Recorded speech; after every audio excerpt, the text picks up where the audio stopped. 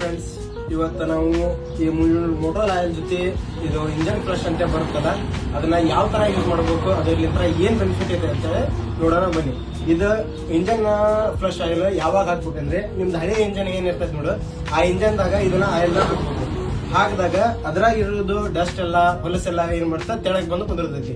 2 ನಿಮಿಷ ಚಾಲು ಮಾಡ್ಬೇಕು. ಇದನ್ನ ಹಾಕಿದಾಗ ಚಾಲು ಮಾಡಿ ಒಂದ್ 5 ನಿಮಿಷ ಆದ್ಮೇಲೆ ಇಂಜನ್ ಫ್ಲಶ್ ನ ಆಮೇಲೆ ಆಯಿಲ್ ಬೋರ್ಡ್ ತೆಗೆದು ಆಮೇಲೆ ನೀವೇನ್ ತೊಗೊಂಬಂದಿರ್ತೀರಲ್ಲ ಆಯಿಲ್ ಅದನ್ನ ಹಾಕ್ಬೇಕು. ಈಗ ತೋರಿಸ್ತೀನಿ ಬನ್ನಿ.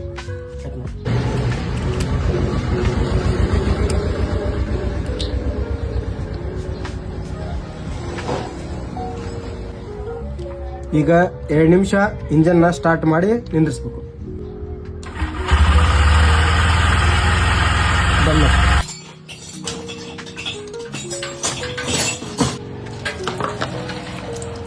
ಫ್ರೆಂಡ್ಸ್, ಯಾವ ತರ ಆಗೈತೆ ಅಂತ ಹೇಳಿ ಆಯಿಲ್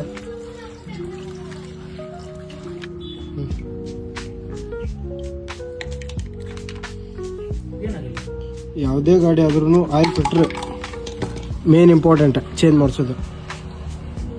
ನೋಡ್ರಿ ಯಾವ ಥರ ಆಗೈತೆ ಅಂತ ಹೇಳೋದು. ಹೊಸದು ಕಂಪ್ನಿದು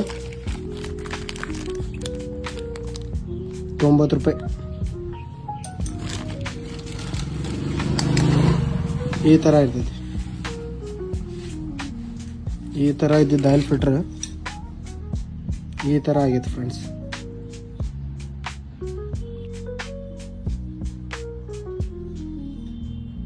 ಹೊಸ ಇಂಜನ್ ಆಯಿಲ್ ಹಾಕಿದಾಗ ಯಾವ ಥರ ಆಗೈತೆ ನೋಡ್ರಿ ಸೌಂಡ್. ಸ್ಟಾರ್ಟ್ ಮಾಡಿ ನೋಡ್ರಿ, ಎಷ್ಟು ಸ್ಮೂತ್ ಆಗಿದೆ ನೋಡ್ರಿ ಈಗ ಗಾಡಿ ಸೌಂಡ್.